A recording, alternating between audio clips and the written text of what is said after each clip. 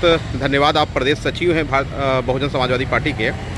आप किस तरह से हजारीबाग को विकास की गति जो है वो देने का काम करेंगे और क्या मंशा है जो आप इस पार्टी से जुड़े हुए हैं, आप किस तरह से इसका नैतिक उत्थान करेंगे या आगे इसको बढ़ाने का जो है अपने स्तर से कार्य करेंगे? देखिए, बहुजन समाज पार्टी का ये सोच बना कि हम भारत देश में भारत का संविधान हमारे बाबा साहब डॉक्टर भीमराव अम्बेडकर लिखे हैं, उसके अनुरूप हमारे देश में खास करके SC ST OBC लोगों को हक और अधिकार अभी तक भारत देश में नहीं दिया जा रहा है।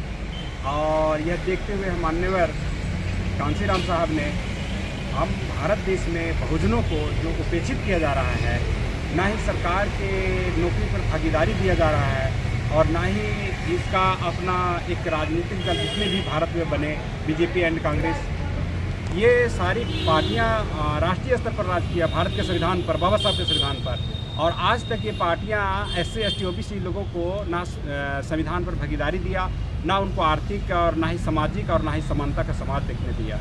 ये शोषण हुआ। तो ये शोषण को देखते हुए माननीय कांशीराम साहब ने कहा कि अगर इस ये पार्टियां जो हमारे लोग वोट करके सत्ता पर बैठा रहे हैं, अगर ये लोग पार्टियां आज तक हमारे समाज को अगर नहीं देखा तो आने वाला समय भी नहीं देखेगा। इसलिए हम बहुजन समाज के मेहनत और परिश्रम से इस समाज का नेतृत्व करने के लिए, इनको हक और अधिकार देने के लिए बहुजन समाज पार्टी मान्यवर कांशीराम साहब, बहन कुमारी मायावती इसे प्रेरणा लिया और अपने त्याग तपस्या से ये भारत देश में हम मानव समानता, समता, स्वतंत्रता और बंधुता का एक राष्ट्र बनाने के लिए प्रेरणा लिया है। और इसी के तहत देखते हुए आज हम लोग झारखंड में मान्यवर कांशीराम साहब के विचारों और बहन कुमारी मायावती के विचारों कथनानुसार हम लोग इस देश में एक जो है से विश्व के महान लोकतंत्र भारतीय संविधान को हम लोग श्रेष्ठ में देखना चाहते हैं। पूरी दुनिया इनको आदर्श माने और मान रही है और इस तरह के हमारा जो उपेक्षित लोग हैं, शोषित लोग हैं, जो वो इनका हक और अधिकार मिले। इसलिए हम लोग यहाँ पर आज देखिए झारखंड में हमारा विश्व के सबसे बड़ा धरती है खनिज संपदा से बड़ा, और आज हम लोग झारखंडी वासियों को लिए यहाँ आज तक कोई पार्टी हम लोगों को हक और अधिकार झारखंड में खास कर देने के काम नहीं किया है। आज बहुजन समाज पार्टी के तत्वावधान में बहुजन समाज पार्टी बहन कुमारी मायावती के निर्देशानुसार आज हम लोग झारखंड बचाओ यात्रा में हम लोग चल रहे हैं।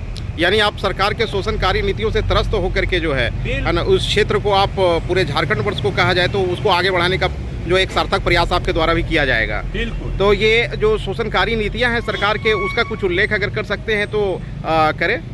क्या है शोषणकारी नीतियां? देखिए, हमारे यहाँ खास करके हम झारखंड राज्य का जो झारखंड बचाओ यात्रा है, हमारा खनिज संपदा झारखंड वासियों से यहाँ से ले जाता है, केंद्र सरकार में सारी धन जाता है और केंद्र सरकार फिर हिस्सा बांट करके आज झारखंड वासियों के लिए ऐसा आर्थिक मदद नहीं करती है। और भारत के संविधान में हमारा आर्थिक मदद उसको एक बापूती राज नहीं है, वो हमारा संविधान में लिखा हुआ है और वो आज हमारा विभाग खाली है।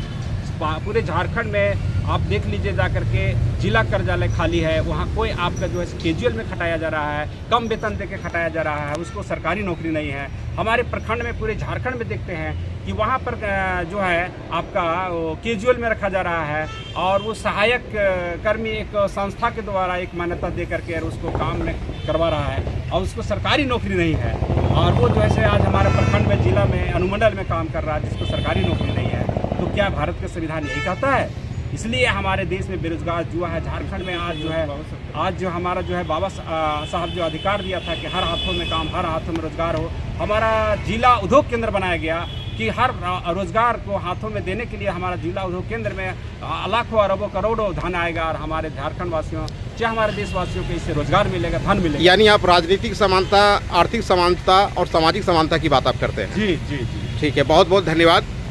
और जिला अध्यक्ष महोदय, आप जो है अपने पद की शपथ ग्रहण जो आज आपने किया है, तो आप बताएं कि किस किस ज़िले से जो है वो आप किस किस ज़िले के आप अध्यक्ष रहेंगे? मैं सबसे पहले पत्रकार महोदय और आप सभी लोगों को, मैं राजेश उत्तम सभी लोगों को जय भीम का उद्घोष करता हूँ। ये बहुजन समाज पार्टी, ये बहुजन समाज पार्टी किसी जाति विशेष की पार्टी नहीं है। ये पार्टी सर्वजन हिता सर्वजन सुखाय की पार्टी है। ये सर्वजन की बात करती है। आज पूरे देश में अगर बोला जाए तो जिस तरह से विपक्ष के लोग मेरा प्रश्न ये है सर कि अभी आप वर्तमान परिप्रेक्ष्य में अभी आप किस किस जिले के जो है वो आप अध्यक्ष बनाए गए हैं? हजारीबाग जिला का जिलाध्यक्ष। हजारीबाग जिला का जिलाध्यक्ष। आप हजारीबाग में कौन कौन सी कमियां हैं जिसको आप दूर करने का अपने स्तर से आप प्रयास करेंगे और ये जनता का आवाज़ बनकर आप उठेंगे?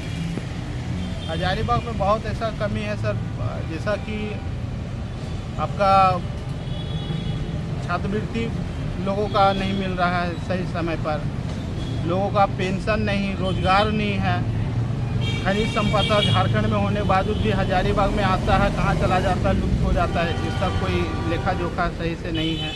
इस तरह का यहाँ पर रवैया। ये जो सतत विकास की योजनाएं हैं, जो सस्टेनेबल डेवलपमेंट बोला जाता है कि सरकार जो है, जैसे कि मान लीजिए जो कोयला है, अभ्रक है हमारे पास, तो उसका इस तरह से उत्पादन हो और इस तरह से उसका यूज हो कि आगे आने वाली जो पीढ़ियां हैं वो भी अपनी योग्यता के अनुसार उसका उपभोग कर सके।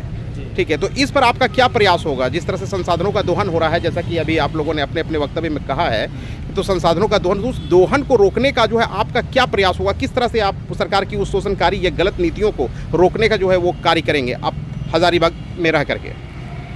पार्टी का प्रचार प्रसार करके हम सत्ता में आएंगे और सत्ता में आने के बाद में जितने भी समस्याएं हैं सारा समस्या का समाधान करेंगे।